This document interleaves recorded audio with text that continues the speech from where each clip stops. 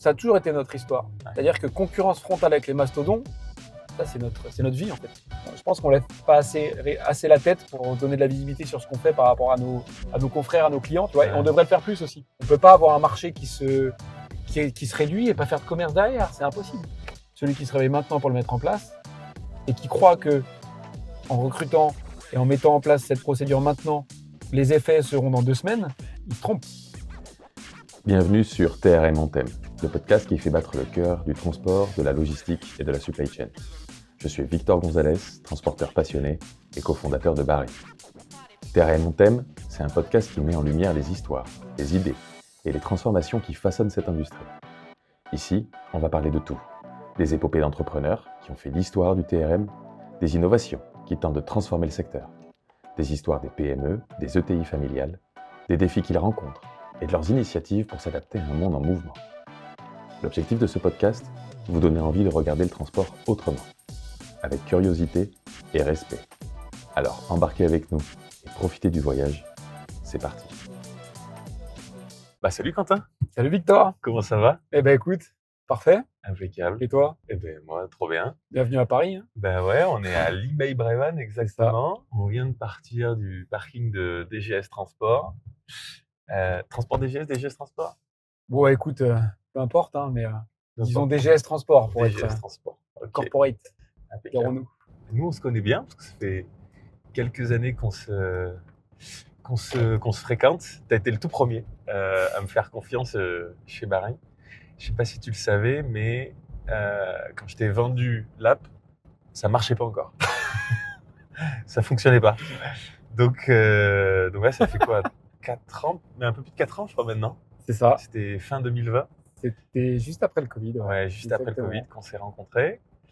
Et puis on a des parcours un peu similaires, des histoires qui sont croisées, nos papas, mon frère, nos boîtes.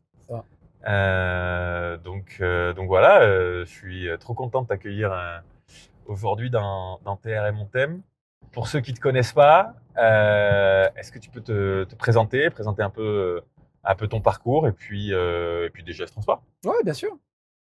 Bah écoute, moi c'est donc Quentin, 36 ans, 35 ans. Donc repreneur de l'entreprise familiale depuis une dizaine d'années, je dirais. Et après, j'ai un parcours assez classique, je dirais, où déjà passionné de sport, donc ça a pas mal occupé la jeunesse. Et puis après, rapidement, quand même, une grosse passion pour ce qu'on appelle l'activité professionnelle, mais en fait, on la définit pas vraiment comme ça, finalement. Mais donc un parcours qui a directement été, en fait, dès la sortie du bac, orienté sur le commerce. Ouais. Sur le commerce. Et puis les idées qui ont rapidement venues pour de reprise d'entreprise familiale. Et à partir du moment où je pense que tu connais ça, où tu sais à peu près ce que tu veux faire, derrière c'est focus et puis t'es sur les rails et puis on fonce. Donc après ça a été classique, un DUT GLT, donc gestion logistique et transport à Évry. C'était pas mal, c'est vraiment assez académique quoi.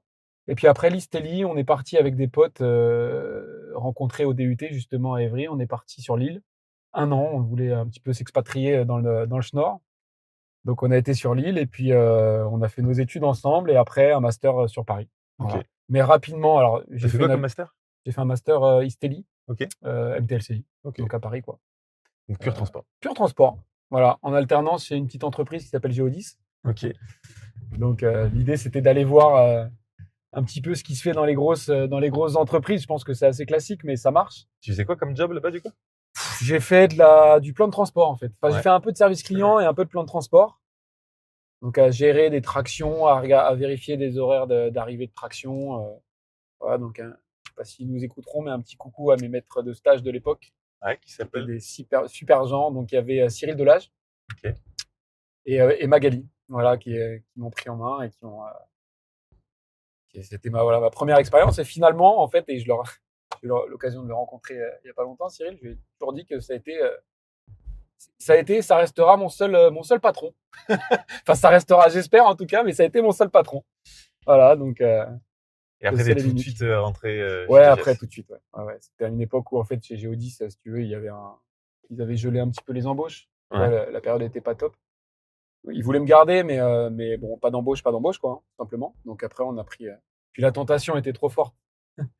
Tu sais, c'est trop fort de voir, d'avoir plein d'idées pour l'entreprise, d'y passer un peu de temps, de s'y intéresser. T'as tellement envie rapidement de mettre les mains dedans que tu y vas, quoi.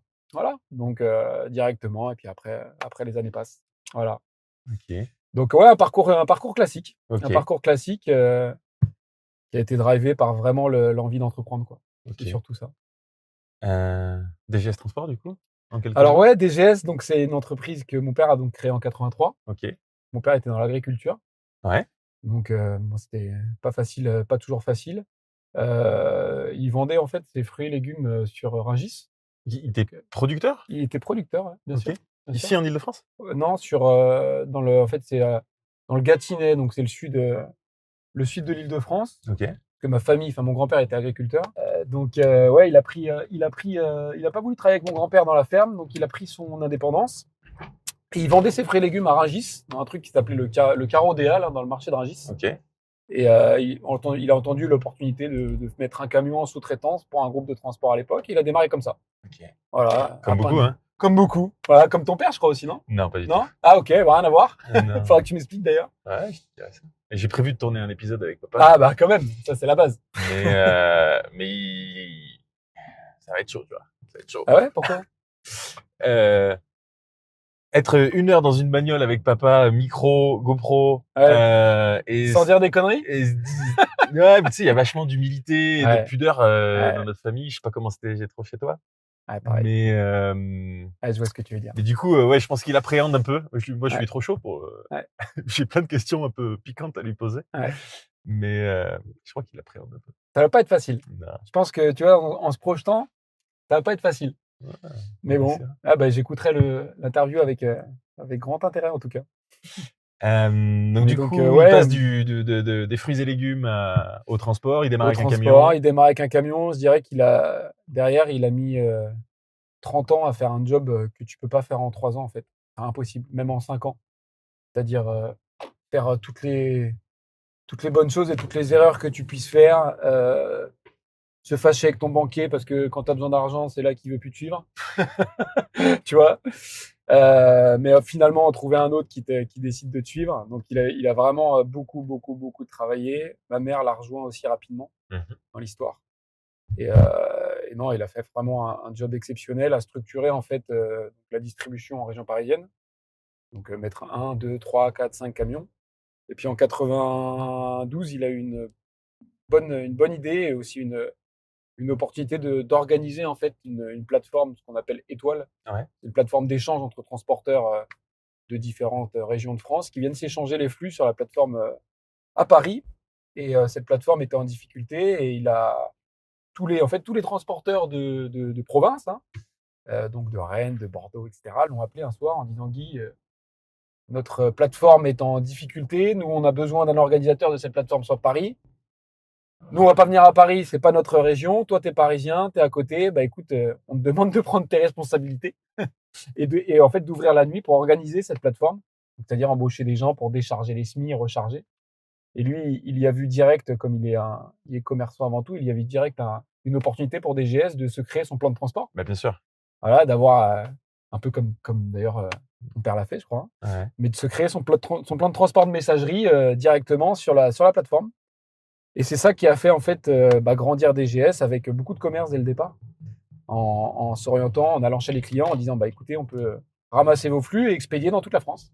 Voilà. Et DGS a grandi comme ça et s'est développé en fait pendant 15-20 ans comme ça, en allant dans un marché compliqué, parce que la messagerie c'est quand même Bataillé. c'est hyper bataillé. C'est hyper bataillé. T'as plein d'entreprises qui ont eu d'énormes difficultés, des grosses boîtes, hein, enfin des Maury, des Cernam, t'en as eu plein. Et en fait, DGS, et mon père s'est toujours différencié par la valeur ajoutée, par la qualité, avec l'humain avant tout, je dirais. L'humain vis-à-vis du client, notamment, hein, tu vois, avoir quelqu'un qui te répond, parler à Jacques ou à ou à Hélène et non pas à une personne dans les bureaux autour d'une, tu vois. Et en fait, ça a été un peu un contre-pied. Pourtant, ça paraît simple, mais ça a été un peu un contre-pied de par la structure de ce marché qui était en fait fait de gros. Et il a réussi à se différencier comme ça. Voilà. Avec une croissance toujours, toujours maîtrisée. Ouais. Tu vois, l'idée, c'est pas de faire du volume. C'est d'adapter les moyens au volume que tu peux rentrer. Si les volumes que tu fais rentrer sont, si tu veux, sont cohérents face à l'identité de l'entreprise et du service de l'entreprise, quoi. Ok. Je vois que tu connais bien la région parisienne quand même, parce que tu prends des itinéraires qui sont à peu près logiques jusqu'à maintenant. J'ai fait complètement par hasard. Sérieux? Je me laisse guider. Je suis là, ok, là, il n'y a pas trop de bouchons dans cette rue. Viens, on va par là, quoi. Bah écoute, nickel. Hein. Ok. Il n'y a pas eu un virage. Donc, le réseau Ouais. Étoile, c'est TSE, c'est ça? TSE, exactement. Transsystem. Alors, faut pas confondre avec les TSE, il y en a deux, Il y trois. a plein de des acronymes dans le transport. T'en as plein. Voilà. Après, nous, tu le vois pas sur le marché parce que c'est pas en fait, c'est pas une marque. Ouais. C'est tu veux, le parti pris, ça a été de dire, c'est un outil pour les transporteurs, mais c'est pas un outil qui va être commercialisé. Ouais. Tu vois. Donc, en fait, tu le vois pas, t'as pas de site web, t'as rien de tout ça. Par contre, les transporteurs qui participent à ce réseau-là connaissent TSE par le concept, par les réglementations, par les tarifs, par les procédures qui sont du réseau, quoi. Voilà. Ok. Virage international? Ouais. Bah ça, donc c'était plutôt lié à mon arrivée. Et je sais pas si T'arrives toi, en quelle année, toi? moi j'arrive en 2012. Ok. 2012. Donc en fait, c'est pour ça que je disais tout à l'heure que stratégie, oui, forcément, on se fixe tous des stratégies. Après, c'est souvent en fait, tu t'inspires souvent de quelque chose qui marche, tu vois, un petit client, un petit succès, et tu te dis, bah tiens, si ça a marché, pourquoi pas? Le reproduire et le passer à l'échelle. Exactement. Et en fait, on a démarré l'Inter comme ça. On avait un client, un fabricant de peinture qui nous amenait quelques positions par jour de Belgique. Ok. Tu vois, et avec mon père, bah, moi, dans les premières années, il m'emmenait faire les négos tarifaires tous les ans en Belgique. Donc, tu prenais la voiture, t'allais négocier tout ça. Et bah, déjà, une autre langue, une autre culture. T'arrives au Benelux, tu prends l'autoroute. Je sais pas si t'as déjà été dans ce coin-là. Si, Putain, quand t'es passionné de transport là-bas, t'as des joujoux partout, quoi. Tu vois, ouais, c'est Jardiland. énorme. C'est un truc de fou. Donc, ça a donné envie d'y aller. Et puis, Jardiland, Disneyland. ah, t'as dit c'est Jardiland. Bah, pourquoi pas, hein, tu peux planter là-bas. Tu peux planter. Et ça pousse comme Ça pousse partout. Voilà, c'est ça. Donc en fait, j'ai pris une mission avec UbiFrance à l'époque, qui est un organisme qui aide les entreprises Ouais. à s'exporter. À s'exporter, Une ouais. mission de prospection. Et puis après, la voiture est passée des semaines là-bas à faire le tour des boîtes et à dire je suis un réseau français, on peut livrer vos colis et vos palettes sur la France, et ça a démarré comme ça. Ok. Voilà. Et puis après, petit à petit, on a grandi là-dessus. Aujourd'hui, c'est 50% de l'activité de l'entreprise, quoi. Donc c'est un virage, qu'il fallait prendre. Avec la distribution de fret confrères internationaux Ouais. en France, mais aussi Ouais, des clients internationaux, des grands chargeurs Ouais. internationaux. En fait, il y a eu deux étapes. Il y a eu l'étape où en fait, on a vendu notre réseau aux logisticiens européens en Ouais. disant on peut être votre outil de distribution. Et après, c'est comme au Et national. donc là, tu prenais ta mallette. Je prenais ma mallette commerciale, les cartes de visite. On est les plus beaux, on est les plus forts.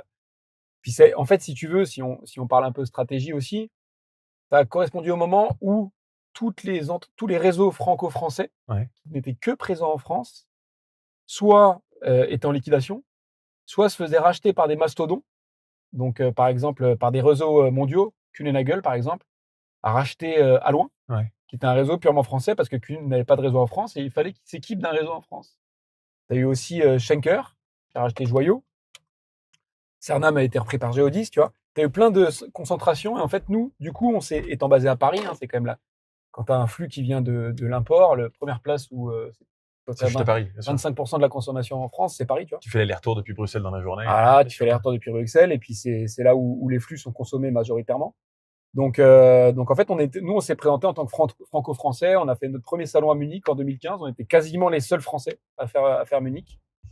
Et donc, ceux qui souhaitaient avoir affaire à un interlocuteur à dimension d'une Ouais. dimension plus abordable que. Ouais. Et surtout, ce qui a surtout compté, c'est l'aspect concurrence. Ouais.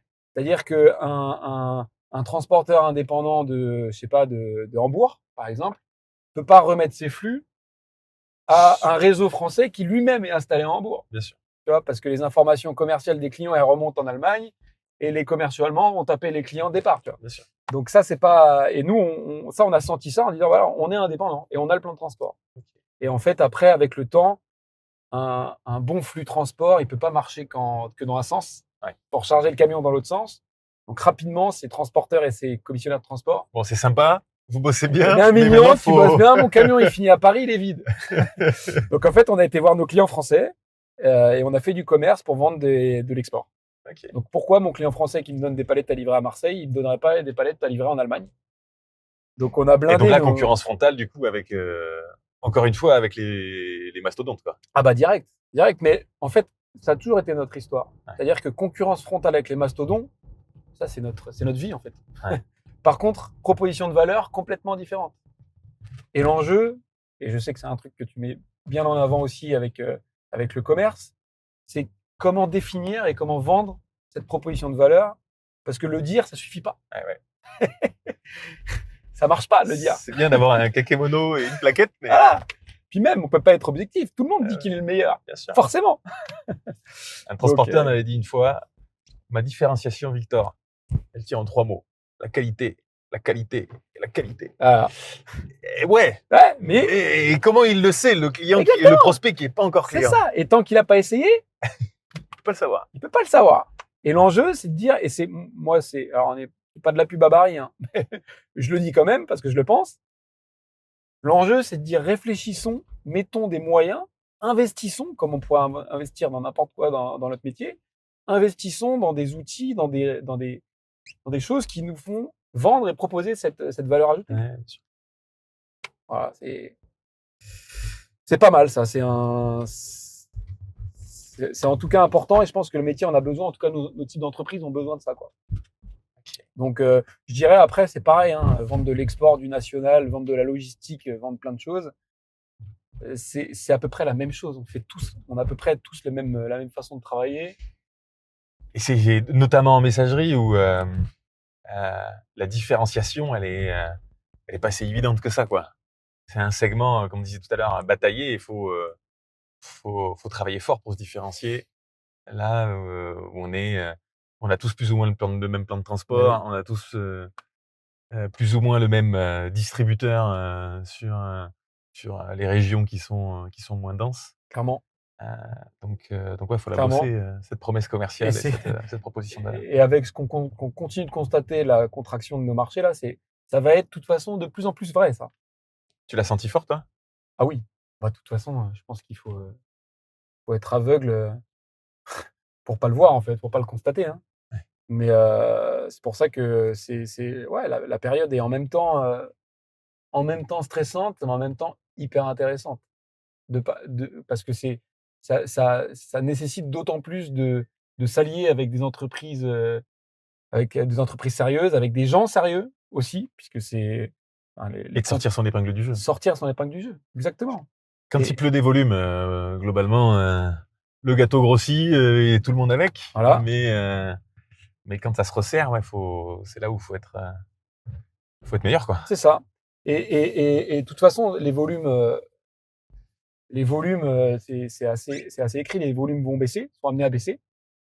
Donc forcément, si on veut garder enfin le marché en tout cas, les volumes du marché vont baisser, le gâteau va être de moins en moins gros. Donc si on veut garder nos minimums de volume nécessaires à faire partir nos camions, etc., il va falloir qu'on en prenne un peu plus aux autres, aux gros, quoi. Pour ça, faut faire du commerce. Et pour ça, faut faire du commerce.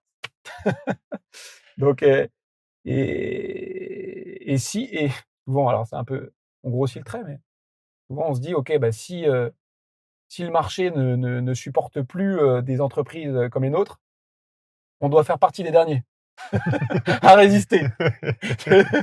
Voilà, J'aime bien l'idée, ouais. c'est l'enjeu, quoi. C'est l'enjeu. Mais c'est super intéressant. Donc, il y a encore à faire. Je pense que même pour une entreprise qui se crée, je pense que ça reste possible, quoi. Il y a du taf quand même. Il y a du taf. Mais de toute façon, il y a du taf dans tout. Ah, bien sûr. Voilà. Donc, non, super intéressant. Ok. Super intéressant. Donc une boîte qui croissance maîtrisée, toujours portée par son commerce, un commerce international dans un deuxième temps parce que les opportunités, qui induit un commerce national parce qu'il a fallu équilibrer ses flux et une émancipation, mais de base, Ouais. parce que concurrence frontale avec les mastodontes. Exactement. Ok. C'est bien résumé. C'est un petit peu ça. Et aussi focus sur les hommes et femmes hein, qui font l'entreprise. Ça se ressent vachement quand on arrive chez toi, tout le monde a le sourire. Ouais, bon après je pense que c'est le cas. Après c'est pas non plus simple tous les jours. Tout n'est pas parfait tous les jours non plus, mais globalement on investit dans les moyens. C'est-à-dire que quand tu as des dérives, des trucs, on laisse jamais le problème. Procrastine pas ce genre de situation où je sais pas, il y a du boulot d'un coup et du coup faut mettre un peu plus de moyens. Et ben on analyse la situation et on essaye de prendre les décisions qui vont bien derrière, quoi. C'est important, je pense, de donner de la visibilité à nos collaborateurs. Essayer d'en donner, même si on n'en donne pas assez, jamais assez. En tout cas, faire le max, donner les efforts pour le faire, quoi. Des fois, se poser un petit peu, dire allez, stop, posons-nous, regardons les points de vigilance, comment sont nos collaborateurs, qu'est-ce qui peut les freiner en fait dans leur développement personnel au sein de l'entreprise et après investir dedans, quoi. Une boîte résolument tech, Ouais. et même depuis un peu dans la génétique. Je crois que ton père qui bossait sur la norme DI. Si, c'est ça. En fait, il a travaillé sur notamment la norme DI matières dangereuses. Ok. Et Donc avec Calvacom, qui est une société qui a pignon sur rue hein, dans un le DI. partenaire historique. Voilà, de quasiment beaucoup de transporteurs et beaucoup de chargeurs. Ouais. Et il a développé à l'époque avec Calvacom la norme matières dangereuses dans le DI, en fait, mais toujours portée par les clients. Tu vois, c'est un client qui a été initiateur de ça, Ok. qui est un de nos clients historiques d'ailleurs. Et on a travaillé ensemble par nos clients et c'est aussi notre histoire de pouvoir de se développer grâce à nos clients. Okay. Voilà, c'est la base, je pense. Bah, tant qu'on en est sur un sans transition. Sans transition aucune. Sans transition aucune. Parce qu'on parlait des hommes juste avant ça. Ouais. Tu sais que moi j'ai une petite anecdote. Et quand mon frère est venu s'installer sur Paris, à l'époque, c'était en 2012. Ouais. Non, même avant, en 2008. En 2008, quand Et mon frère est venu s'installer sur Paris, mon père lui a dit quand on va sur Paris, il y a une personne qu'il faut rencontrer, c'est Monsieur Manceau, ton papa. Mon père. Du coup, mon frère, il a pris sa petite mallette et il est venu se présenter chez DGS Transport en disant bonjour, je m'appelle Benjamin Gonzalez, je suis transporteur et je viens m'installer sur Paris. Voilà, et ce que je compte faire, nos champs de concurrence ou de non-concurrence, mais du moins on pose les choses, on pose les bases. Et on se rencontre et on sait qui on est. Qui on est, exactement. Ouais, super. Et dans la trajectoire de DGS, mais du coup, ça nous fera la transition, du coup, tout de trouver. Ouais. Quand il y a quelques années, vous êtes venus vous installer sur Bordeaux, ben, même chose avec ton père, vous êtes venus tous les deux à notre tour de venir voir parce que vous avez eu la politesse de venir vous présenter quand vous êtes installé à Bordeaux, donc à Paris, donc à notre tour de nous présenter quand on s'installe à Bordeaux. Exactement. C'est super important. C'est super important de savoir, encore une fois, on peut tout faire, on peut se croiser, on peut parfois être concurrent, confrère. Le plus important, c'est d'avoir un minimum de lisibilité. Bien sûr. D'honnêteté, de savoir vivre, être humain, quoi. Bah, en fait, tout simplement. Tout simplement. Et c'est vrai que c'est une anecdote assez sympathique. Ouais. Assez sympathique. Et moi, si je l'avais pas fait, de toute façon, je me serais pris la pression par mon père. Je te dis, bon, t'arrêtes tes conneries. Donc, ouais, bien sûr. Bien sûr. Alors, après, on est aussi tous plein de choses, on est à fond sur nos entreprises et tout. Bon, je pense qu'on lève pas assez la tête pour donner de la visibilité sur ce qu'on fait par rapport à nos confrères, à nos clients, tu vois. Et on devrait le faire plus aussi. On en souffre de ça. Donc quand on peut le faire et prendre le temps d'aller se présenter, d'aller échanger, parce qu'en fait, il y a souvent beaucoup plus de synergie que de points de friction, il faut le faire. Il faut le faire. De ouf. Ouais.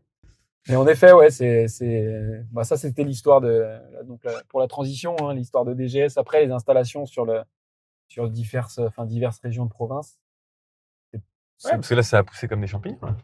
Ouais, enfin, je dirais comme des champignons. C'est vrai que en fait, c'est toujours pareil. On a un gros client qui se développe pas mal en France, qui lui a besoin en fait de services un peu spécifiques. Ouais. Et en fait, poussé par ce client-là et par d'autres, ça a toujours on se dit dans telle ou telle région, il y a un besoin. Si l'ambition, c'est pas de s'installer partout, certainement pas. C'est de rester moyen, quoi, une entreprise moyenne vraiment. Mais s'il y a une région à fort enjeu et qu'il y a un client qui a un besoin, faut y aller. Voilà, faut y aller. Faut y aller parce que sinon c'est des points de risque aussi, quoi.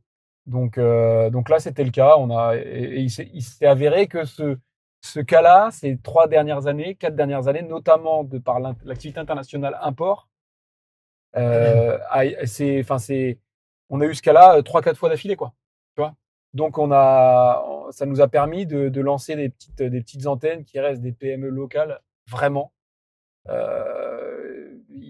Chaque antenne en fait a sa spécificité, à sa particularité. Donc, tu es installé à Bordeaux. Bordeaux, Lille, Lyon et dans le 64. Yes. Voilà. Et encore une fois, ouais, chaque agence a sa typologie de flux, a ses particularités. T'en as qui vont être à Bordeaux, par exemple, on fait de la messagerie. Ouais. Tu vois. À Lyon, on n'en fait pas. Parce qu'on a un confrère qui le fait très bien, avec qui on travaille depuis longtemps, partenariat historique, et ça a été vraiment s'installer pour faire un produit particulier, je dirais. Donc, tu vois, il y a pas de. Ça peut paraître très bizarre, hein. C'est d'ailleurs étonnant de se dire quelle est ta stratégie.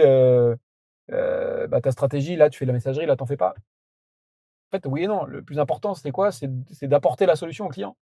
Si mon client a besoin que je livre, je sais pas, de la distribution palettisée très spécifique sur telle région de France, et que j'ai pas la solution, je vais m'installer et je vais faire cette particularité, même si elle correspond pas forcément à mon modèle historique parisien. Tu vois. Le point, il faut aussi en même temps trouver un point d'équilibre pour pas trop se disperser. Donc c'est un espèce de mix entre les deux qui me paraît intéressant en tout cas. Mais toujours drivé par les clients, quoi. Toujours drivé par les clients. Alors, 64, je crois que ça remonte un peu. Ouais, c'était en même temps que Bordeaux. Ouais. En même temps que Bordeaux. Ouais, c'était pour mailler Un trou. une solution de distribution dans le département. Ouais. Ok. C'est ça. Paris versus province.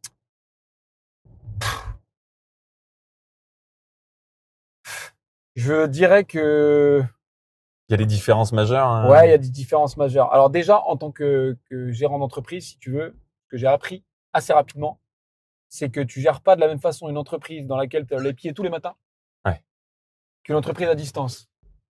Ouais, faut pas être, faut être lucide à ce niveau-là, quoi. Faut être lucide à ce niveau-là. C'est pas pareil.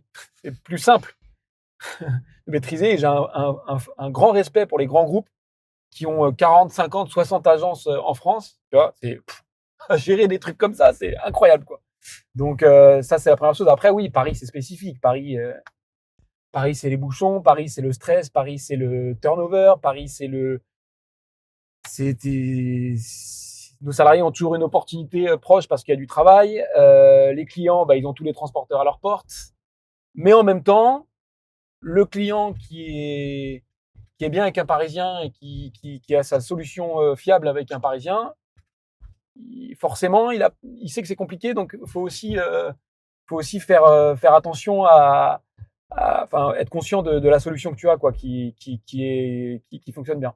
Donc, mais Paris, oui, Paris, forcément, c'est spécifique. Et c'est essentiellement une flotte de sous-traitants que tu as sur Paris, Ouais. comme beaucoup. Ouais. C'est le même modèle sur la province? Ou vous avez aussi du conducteur salarié? Il y a globalement plus de conducteurs sur la province, même si on essaye toujours d'avoir une partie de sous-traitance Ouais. qu'on a toujours intégré dans nos process. Ouais. C'est-à-dire qu'on n'est pas sur de la sous-traitance de premier niveau, c'est surtout des moyens en fait qui sont mis à disposition de l'entreprise et des sous-traitants qu'on intègre dans notre stratégie, tu vois. Et la meilleure image que je peux te donner, c'est à Paris, quand il a fallu répondre aux ZFE. Ouais. Tu vois, nos sous-traitants, c'est surtout des sociétés plus petites, Artisanal? des artisans, Ouais. des gars qui se donnent pour leur boîte, quoi, tu vois, qui travaillent beaucoup, etc., qui n'avaient pas forcément la situation financière assez solide pour acheter des nouveaux camions, puisque l'enjeu ZFE, c'est le camion propre. Et le camion propre, il Coûte cher. est neuf et il coûte cher. Tu vois. Et en fait, il a fallu, donc on a décidé, nous, d'investir pour nos sous-traitants. Ok. Et on a monté une filiale, en fait, où on a acheté des camions, donc des porteurs de distribution, de messagerie, qu'on met à disposition, qu'on loue, en fait, à nos sous-traitants à prix coûtant. Et l'idée, c'est pas une entreprise l'idée, c'est pas de faire de l'argent, c'est pas de faire du bénéfice là-dessus. L'idée, c'est de répondre à un besoin, en fait, sur Paris et d'intégrer en tant que partie prenante nos sous-traitants dans l'histoire, quoi. C'est toi qui as les CAPEX, donc ouais, les mettre à disposition, quoi. Exactement, tu les mets à Mmh. disposition et en fait, c'est un vrai partenariat, quoi. C'est un vrai partenariat. C'est ce qu'on a mis en place, ça fonctionne super bien, vraiment. Et tu vois, tous les sous-traitants qui travaillent avec nous, limite, il y a plus d'ancienneté chez les sous-traitants que chez nos salariés. Incroyable. Parce que c'est pareil, c'est des entreprises qui sont reprises de père en fils, etc., quoi. Donc, non, c'est hyper important. Je sais pas comment tu gères ça, toi. Toi, t'as plus une.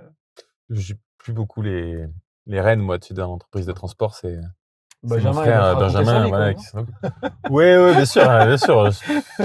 On sait plus au téléphone qu'on a nos femmes, tu vois, donc Ça maintenant, va, c'est ton frère. Pas de jalousie. et puis je reste très connecté à ces sujets parce que avec ce que j'ai à faire chez Barry, Ouais. c'est important que Ah, bien sûr. tu vois, que je garde les pieds sur terre, les mains dans le cambouis, que je comprenne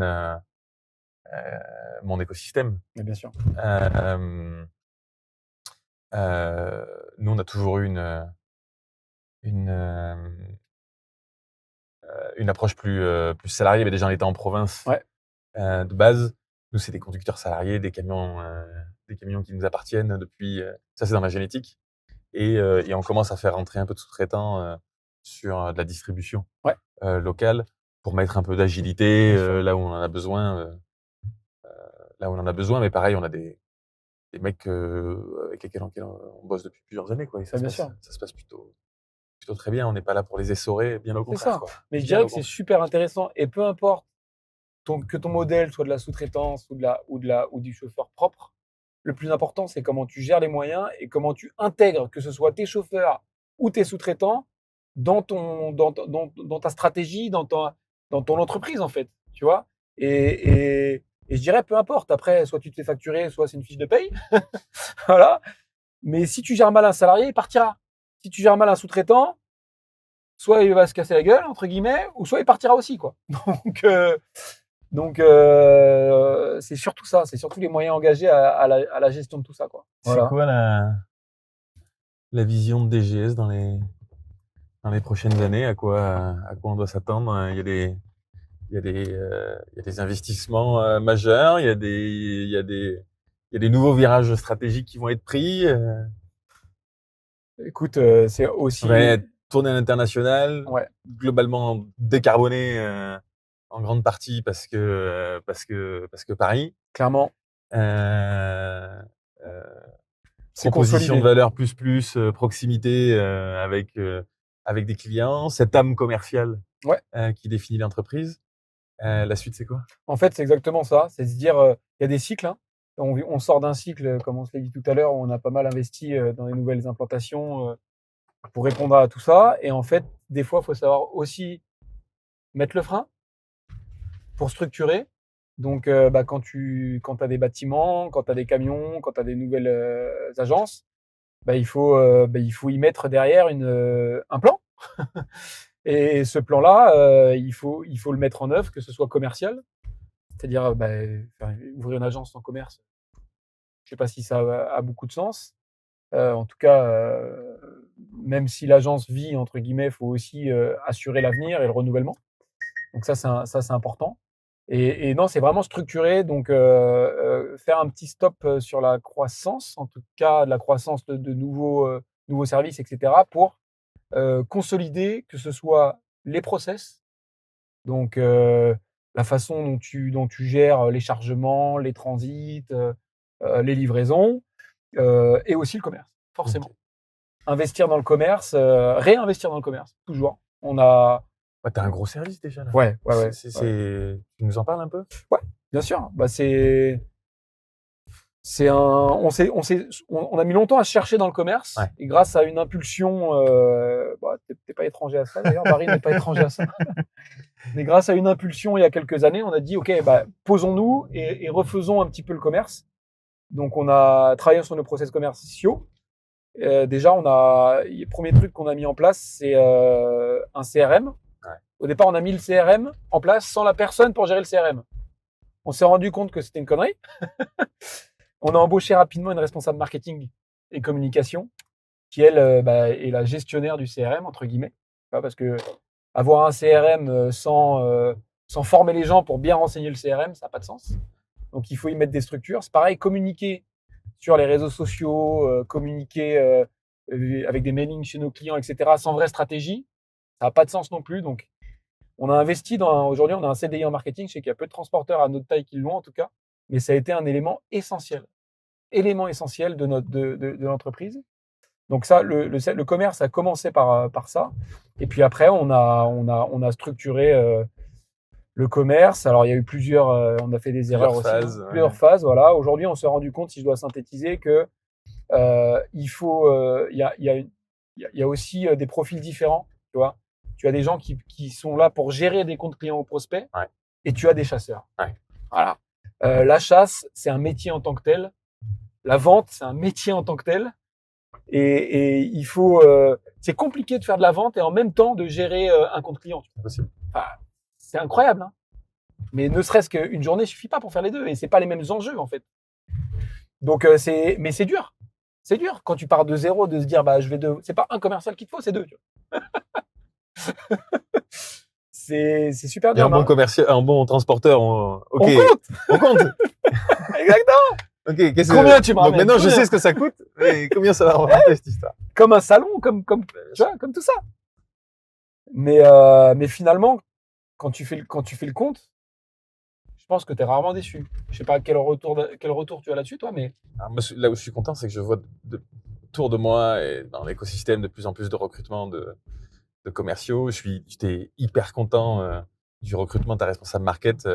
Ouais. On a opéré, je crois, pendant 2 ans le marketing pour toi avant que tu réinternalises le sujet. J'étais là, trop bien en fait. Si on a pu faire le transfert de compétences, allumer la mèche et voilà, faire maturer le sujet, trop cool quoi. Une chasse bien animée, logiquement ça marche. Logiquement, ça marche. Quoi. Pourquoi ça marcherait pas? Pourquoi ça marcherait pas? Tout le monde cherche à recruter des commerciaux partout. C'est un métier pénurique. Oui. Tout le monde. Et il n'y a pas photo, on peut pas s'en passer. Surtout, est-ce que tu disais tout à l'heure, dans un monde où c'est bon, c'est fini, les volumes, ils vont arrêter de pleuvoir et de grossir tous les ans. Si on s'y colle pas, ça va être compliqué. Parce qu'on a quand même, on va pas se mentir, un seuil en fait, un seuil bas d'activité pour lesquels qu'on doit avoir, quoi, remplir nos camions, etc. Donc on peut pas avoir un marché qui se réduit et pas faire de commerce derrière, c'est impossible. C'est impossible. Donc et ça se gère. Ça se gère comme on pourrait retravailler sur une tournée qui est mal construite ou autre. Et travailler un process commercial, c'est un vrai travail, quoi. Avec des routines, des outils. Des outils. Combien, par exemple, je parlais du service prospection. Ouais. On a pris le parti de prendre des jeunes des en alternance pour faire de la prospection téléphonique. Je me rappelle, je les ai eus en Tu formation. les as eu en formation. Voilà. C'est bullshit. Ça fait peur, la prospection téléphonique. Et les gens se disent, bah attends, premier truc, mais tu as dû l'entendre aussi, on n'est pas chez SFR. Quentin, qu'est-ce que tu fais? Mais justement, c'est parce qu'on n'est pas chez SFR qu'on fait ça. Tu vois? Comment tu vas, on revient sur la proposition de valeur, comment tu vas présenter ta proposition de valeur? Comment tu vas le mettre en œuvre dans un appel de prospection? Comment tu vas obtenir un rendez-vous? Combien de commerciaux savent décrire quel est le mode d'emploi pour obtenir le meilleur mode d'emploi pour obtenir un rendez-vous? Donc, on a pris les jeunes, on les anime, une réunion par semaine, on fait des écoutes d'appels de prospection. Voilà, ça permet aussi qu'ils se challengent entre eux. Tiens, bah ça a bien marché. Tiens, regarde, j'ai été plus dans l'écoute, ou alors j'ai dit telle ou telle phrase, bah j'ai obtenu le rendez-vous derrière. Bah, l'autre, forcément, s'il voit que ça marche, il va essayer de le faire. C'est un vrai travail, quoi. C'est un vrai travail. Derrière, faut l'écrire, faut le rédiger, faut le faire vivre et faut le mesurer parce qu'il n'y a pas de bon travail s'il n'est pas mesuré. On mesure tout. On mesure les taux de remplissage, nombre de postes dans le camion, la pression des pneus, la conso. Mais on mesure pas cette motricité commerciale. Bien sûr. Ouais, bien sûr Et tu vois, chez les jeunes, on a des trucs, souvent, je m'entends dire, mais le process est toujours le même. Le jeune, il arrive.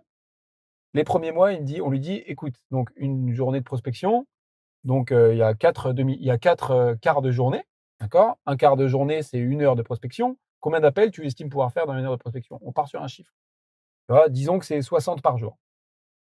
Bah, le jeune, tout le temps, mais ça, je peux le dire à chaque fois, il va nous dire au bout de 3-4 semaines, oh, mais de toute façon, le nombre, ça sert à rien, c'est la qualité. Le nombre, ça sert à rien, le nombre, ça sert à rien, le nombre, ça sert à rien. Derrière, tu lui dis oui, le nombre, ça sert à rien. Moi, j'attends pas que. C'est pas forcément 60 appels qui m'importent. C'est que tu me dises quel est le résultat de ces 60 appels. Et si tu me dis que finalement, c'est pas 60, mais c'est 20 qu'il faut faire, moi, je suis OK avec ça. Par contre, prouve-moi que avec 20 appels, tu auras autant de rendez-vous, autant de résultats commerciaux qu'avec les 60. Et fais-les tous les jours. Et fais-les tous les jours. Voilà. Nous, on sait on le sait par notre retour d'expérience que 60 appels, ça a toujours mieux marché que 20. Maintenant, si toi, tu es convaincu et tu es sûr que 20, ça marche mieux, moi, je suis OK avec ça, mais tu vas devoir me le démontrer par des chiffres, par des résultats. Donc, OK, on essaye une semaine. Puis à la fin, je veux des rendez-vous avec des prospects qualifiés. Voilà. Et finalement, il revient souvent 2-3 semaines après en disant, je vais repasser à 60, tu vois. mais parce que voilà, mais au moins c'est mesuré et c'est OK, quoi. C'est OK. Donc ouais, tout ce qu'on dit, c'est un vrai, c'est du travail, quoi. C'est du travail. Moi, j'ai kiffé mettre en place ça avec tes équipes, c'était trop bien. Ouais, c'était bien. C'était trop bien. Super intéressant. On laisse les sets de prospection, de boucle de vente, C'est ça. déployer le CRM. Exactement. C'était trop bien. C'était trop bien et ça prend du temps. Je sais pas, je dirais que le cycle, c'est quoi pour bien installer ça 3-4 ans? Ça dépend de l'énergie que tu y mets, mais Ouais. 3-4 ans avant d'arriver à voir quelque chose de ultra finalisé, peut-être, ouais. Ouais. Mais en 3 mois, Oui, t'avais des mecs t'es passé de 0 prospection à OK, on Ah oui, prospecte tous les bien jours, sûr. on a une structure, on a un boucle de vente, Bien sûr. on a un script, Ah on oui. sait ce qu'on dit, on gagne des rendez-vous tous les jours, on Oui. fait rentrer des nouveaux clients tous les jours, quoi. Ouais, ça va vite. Ça va vite. Je dirais que la mise en place, c'est rapide du moment que tu travailles vraiment dessus. Mais derrière, si tu veux vraiment des résultats commerciaux, qui viendront, hein, si le travail il est fait en amont, les résultats viendront, c'est obligatoire. Mais il faut, je dirais, qu'il y ait un aspect RH aussi, hein. Avoir les bonnes personnes. Aujourd'hui, on recrute plus nos alternants comme on les recrutait hier. Tu vois? On va chercher, on a grâce C'est pas à les notre mêmes. pas les mêmes. Grâce à notre retour d'expérience de ces 2-3 dernières années, on sait mieux qu'hier ce qui marche ou ce qui marche pas. Et ce temps-là, il est long. Donc en fait, ça prend du temps. C'est pour ça qu'il faut pas tarder. Voilà, à gauche.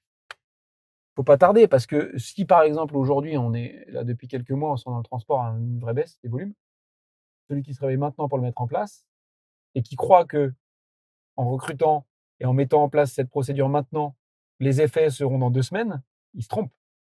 Donc en fait, mais il faut le faire aujourd'hui pour demain en fait.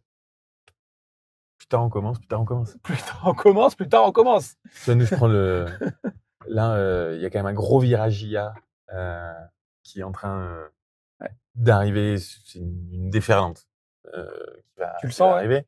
Ah ouais, je le sens, c'est monumental et je sens que j'ai déjà 1 an de retard sur le sujet et donc là, prends le sujet à bras le corps, c'est ma priorité 2025, comment j'implémente efficacement, pas mettre de l'IA parce que c'est fun, parce que c'est à la mode et cetera, mais globalement, quelles sont toutes les tâches à très faible valeur ajoutée qu'on peut Ouais. automatiser? Comment est-ce que je peux créer plus de valeur chez mes collaborateurs? Comment est-ce que je peux faire en sorte de ma responsabilité sociale que mes collaborateurs soient pas has-been Bien dans sûr. 3 ans parce qu'ils savent pas l'utiliser? Eh oui. Donc former tout le monde, identifier tous les processus dans lesquels on peut en injecter, notamment service client. Ça va transformer les services clients. C'est sûr. Le nombre de fois par jour où on répond au téléphone pour dire: «Oui, c'est bien livré» ou «Ça sera livré dans 1 heure» ou «Je vous envoie la POD». Bah oui. Tu vois? Ce genre de truc, il faut mettre de l'IA, quoi. Bah oui, bien sûr. Précisément, tu vois? Exactement. Non, non, mais ça, c'est super important. Sans oublier que l'IA, c'est pas intelligent. Oui, bien sûr, L'IA, c'est des algorithmes. quand même, hein. Non, mais Ça commence à être solide. oui, non, mais c'est très solide, mais c'est statistique. Ça restera toujours statistique. Ouais. Mais, non, mais autant considérer ça et l'utiliser, comme tu le dis, sur des tâches à faible valeur ajoutée, sur tout un tas de choses qui peut permettre à nos collaborateurs et à nous-mêmes de faire des choses à vraie valeur ajoutée. Bien sûr, L'enjeu de l'IA, il est là. bien sûr. Tu vois, il faut pas, je pense, non plus être dupe en se disant, bah, je mets de l'IA dans mon entreprise, tout va bien, tout Bien va sûr bien que aller, non. quoi. Tu vois. Bien sûr que non. Et je pense que on doit prendre l'IA, on doit le mettre en place chez nous, mais c'est l'un des problèmes. Beaucoup de gens ne savent pas vraiment ce qu'est l'IA. Ah, bien sûr. Ça, c'est un problème. Mais et comme tu disais, j'attends pas 2028 qu'il soit trop tard pour le faire et Ouais. de devoir le faire parce que tout le monde le fait et que je dois rattraper un retard concurrentiel. Mais je l'implémente aujourd'hui parce que c'est l'heure de le faire, en fait. Mais bien sûr. Non, C'est mais c'est juste l'heure sûr. de le faire. Il vaut mieux que je sois parmi les premiers que parmi les derniers. Exactement. Mais comme tu l'as très bien dit, comme le commerce. C'est-à-dire prendre le sujet du bon bout, mais en tout cas le prendre. Le prendre parce que le retard pris maintenant, c'est le retard qui va se retrouver demain dans mes gestions des process, dans tout ce que l'IA pourrait m'aider à mettre en place dans mon entreprise, c'est sûr. C'est sûr. De toute façon, les cycles sont à peu près tous les mêmes. Quand un truc arrive sur le marché, que ce soit l'IA, que ce soit telle ou telle technologie, il y a toujours une phase où Un on élément se de dit, conjoncture. voilà, mais il y a toujours une phase où on se dit, oh ben ça marchera jamais, ça c'est de la connerie. Puis 6 mois après, on dit, ah, ouais, on va regarder quand même. Et puis 2 ans après, on se dit, putain, On a bien fait. on a bien fait. C'est la bonne solution. Je pense qu'on est tous fait de la même façon, tu vois. On rejette toujours le truc, quoi. C'est toujours rassurant de rejeter le truc bizarrement. Mais non, faut le mettre en place. De toute façon, Ok. encore une fois, nos clients nous attendent aussi là-dessus. Ouais, j'imagine. Comment on conclut? Ça fait 63 minutes qu'on roule. Comment on conclut? Par quoi on boucle la boucle? On a fait un peu d'histoire d'un papa commerçant qui passe des fruits et légumes à son camion, qui fait grandir cette entreprise par le commerce, de toi qui rentre dans cette boîte Ouais. et qui continue de la faire grandir sur toujours cette fibre commerciale, nationale, internationale. Des 3-4 dernières années du parcours où on a, ensemble d'ailleurs, hein, testé Bien plein de sûr. choses, recruté Clairement. des mecs, fait des bourdes, mis en place un schéma de prospection continue pour aller optimiser ces outils et ces investissements que tu as fait ces dernières années avec la croissance de l'entreprise portée par ces opportunités, mais qu'il faut équilibrer. Une petite divergence sur la techno ces 5 dernières Ouais. minutes avec l'IA. Comment tu te vois conclure cet échange? En fait, je dirais que ce que je conclurais, c'est que ce soit l'IA, le commerce, etc. C'est j'ai envie d'en fait profiter de ce moment-là pour parler à tous les jeunes qui ont des parents transporteurs ou pas, qui a un projet d'entreprise. Qu'en fait, on a quand même un métier super intéressant, super basé sur l'humain les technologies, tout ce qu'on peut voir dans d'autres domaines, le luxe, etc., qui eux utilisent plein d'outils, on peut aussi les utiliser dans le transport. Que oui, c'est difficile. Le marché du transport est un marché compliqué, mais je pense que tous les autres marchés le sont aussi, et qu'en fait, il y a de la place. Je pense qu'il n'y a jamais eu autant de place pour les petites et moyennes entreprises. Mais faisons du commerce, quoi. Allons chercher des clients Qui vont nous faire grandir. qui vont nous faire grandir. Forcément, on doit aussi travailler avec des confrères, c'est sûr, c'est la base, mais faisons du commerce. Écrivons notre stratégie et mettons-la en place, quoi. Et il y a de la place, donc il faut entreprendre dans le transport. C'est un marché qui demande qu'à entreprendre. Et si les petites et moyennes entreprises n'entreprennent pas, c'est les gros qui le feront à notre place. Donc, je dirais que tous ces sujets, finalement, sont les mêmes, quoi. Ça nous ramène tous au même point. Allons-y, quoi. Avançons. On n'est pas non plus dans un discours idéaliste, hein. Mesurons aussi les propos et avançons pas n'importe où et n'importe comment et à n'importe quel prix. Par contre, si tu crois que c'est la bonne option d'aller là, vas-y, fonce. Fonce si tu as fait le tour du sujet et que si t'es pas foufou dans ta tête et que tu estimes que c'est là qu'il faut aller, vas-y. Tous ceux qui ont réussi, de toute façon, ça a démarré comme ça. Ils ont tous essayé. Ils ont tous essayé. Et ça a démarré par une idée transformée. Voilà. On est toujours meilleur à se tromper qu'à rien faire. C'est évident. Donc voilà. Merci pour cette heure, Quentin. Merci à toi. Merci pour ces 4 dernières années C'était de génial. partenariat et de confiance. C'est génial. Hâte d'aborder les suivantes. Ouais, c'est clair. Ça laisse rêveur. Avec toi. Même si ça va être chaud, mais moi j'aime bien quand ça secoue. Ouais, c'est clair. Et puis à bientôt. Allez, Dans à TR très et bientôt, Montaigne. Victor. Yes, ça marche et merci pour tout. Merci à toi. Allez, ciao, Victor. Félicitations, vous êtes allés jusqu'au bout de cet épisode de TRM Antenne. Merci de liker, de partager autour de vous et bien sûr de nous laisser 5 étoiles. Ça nous aide énormément à faire résonner la voix de notre industrie. Il en a tellement besoin. Si vous souhaitez vous aussi participer à ce format, raconter votre histoire, partager votre vision, vos secrets, ou une innovation qui pourrait transformer le secteur, n'hésitez surtout pas à me contacter. Je suis Victor Gonzalez et je vous dis à très bientôt sur TRM Antenne.